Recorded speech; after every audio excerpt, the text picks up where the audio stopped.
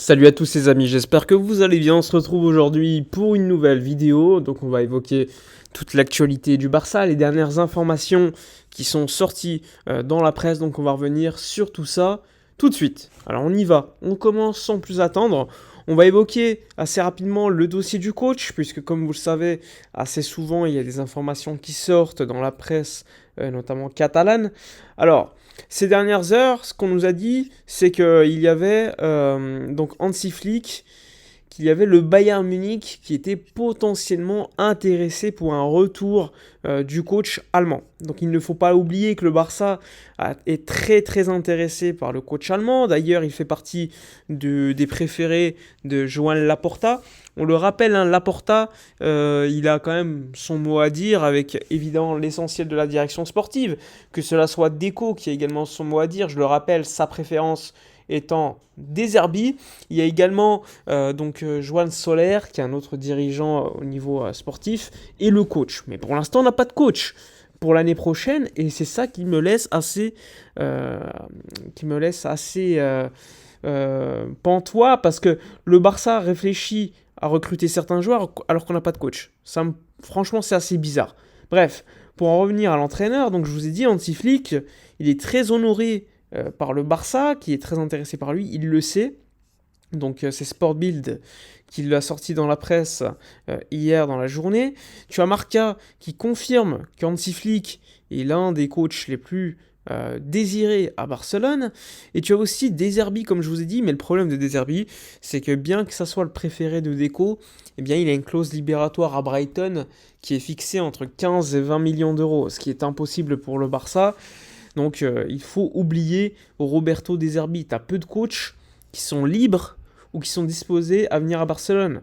Je dis, il y a Nagelsmann qui va participer avec l'Allemagne à l'Euro, qui sera libre ensuite, mais le Barça ne peut pas se permettre non plus d'attendre à la fin de l'Euro. Ça sera déjà quasiment mi-juillet.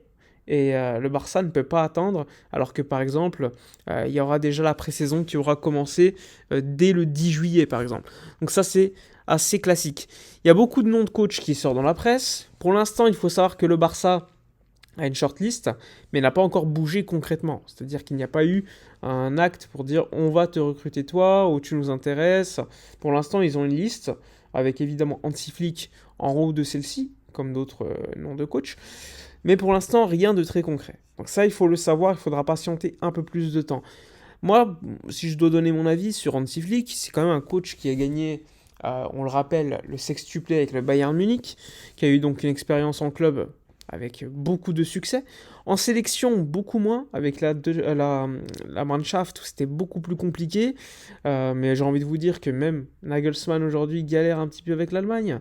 Joachim Löw était en fin de parcours, mais il faut se rappeler que Hansi Flick, c'est quelqu'un qui était le coach assistant de Joachim Löw, donc pendant que l'Allemagne gagnait par exemple la Coupe du Monde 2014, allait en demi-finale.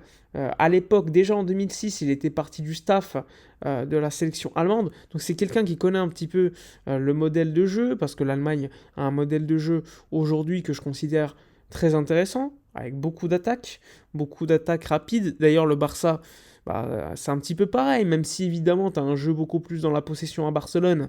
Nous, on a besoin de beaucoup d'attaques, et c'est quelque chose qui est évidemment commun avec le système allemand. Après, évidemment, comme je vous l'ai dit, il y a eu le passage négatif avec la Mannschaft et beaucoup de gens se plaignent par rapport à cela. Il faut se rappeler que Xavi, lorsqu'il arrive coach, il a coaché que à Al-Sadd. Donc ça aussi, c'est un élément. Quique Sétienne, quand il est venu, il avait que coaché, on va dire entre guillemets, avec tout le respect que j'ai pour eux, des clubs moyens. Il y avait également Ernesto Valverde, c'était pareil, même si Valverde a eu du succès grâce à Messi, etc. Même s'il a apporté tactiquement sur les Ligas, mais en Ligue des Champions, c'était pas bon. Eh bien, c'était pas un coach de grande renommée mondiale, mais un très bon coach de Liga sans plus. Et donc, le Barça, de manière générale, même Ronald Koeman, n'a pas eu de grand coach depuis très longtemps. Quand on prend Luis Enrique, évidemment, c'était pas un grand coach. Il avait à demi échoué avec la Roma, il avait eu un petit succès avec le Celta Vigo sans plus. Voilà. Et juste avant, Tata Martino. C'est pour vous dire que le Barça n'est pas dans cette culture du grand coach.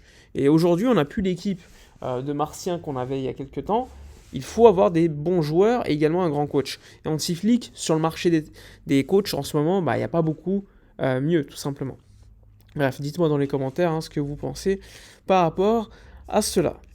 Ensuite, il y a eu d'autres informations. Le PSV Eindhoven serait très chaud pour lever l'option d'achat de Serginho Dest, qui est fixé à 10 millions d'euros, on le rappelle, ce qui n'est pas non plus vraiment surprenant parce qu'il fait des bonnes performances à un poste de latéral gauche avec le PSV. Donc 10 millions d'euros, il faudra voir s'il sera levé. Normalement, ça devrait être le cas.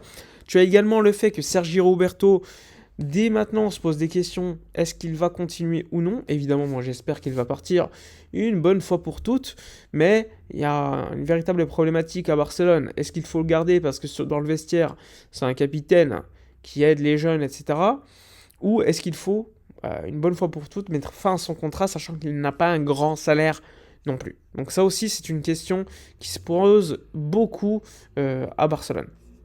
Sinon, tu as la Cadena Ser qui a sorti l'information hier midi, selon laquelle Frenkie de Jong voulait donc rester à Barcelone, ce qui n'est pas non plus très surprenant. De Jong l'a déjà répété 1000 fois. Encore une fois, la dernière fois, c'était en janvier passé. Il a dit qu'il voulait rester à Barcelone et réussir au Barça, qu'il n'avait pas, pour l'instant, été le joueur qu'il voulait être. Donc, c'est pas non plus une surprise.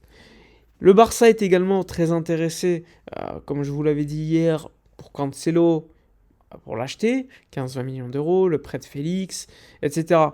Il y a également le nom de Tuchel qui est sorti dans la presse, et également le nom de Rangnick, mais pour l'instant, on se calme. De toute façon, ça va bouger, il y aura un jeu des chaises musicales. On sait que le Bayern, probablement, ne va pas garder Thomas Tuchel en fin de saison, ce qui pourrait faire, évidemment, pousser d'autres clubs à le prendre, et donc que d'autres coachs soient disponibles. Bref, comme d'habitude, vous le savez. Bref, sur cet élément-là, je pense qu'on a fait le tour sur les coachs.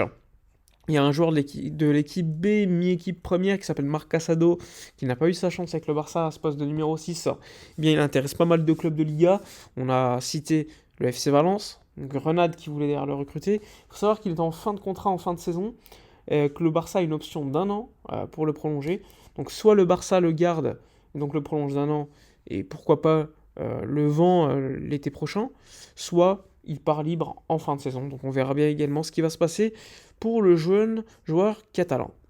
Voilà, je pense qu'on a fait le tour sur toutes les informations principales de la journée. Donc n'hésitez pas, comme d'habitude, à me donner votre avis dans les commentaires. Likez, commentez, partagez. Moi, je vous dis à la prochaine. Et d'ici là, comme d'habitude, portez-vous bien.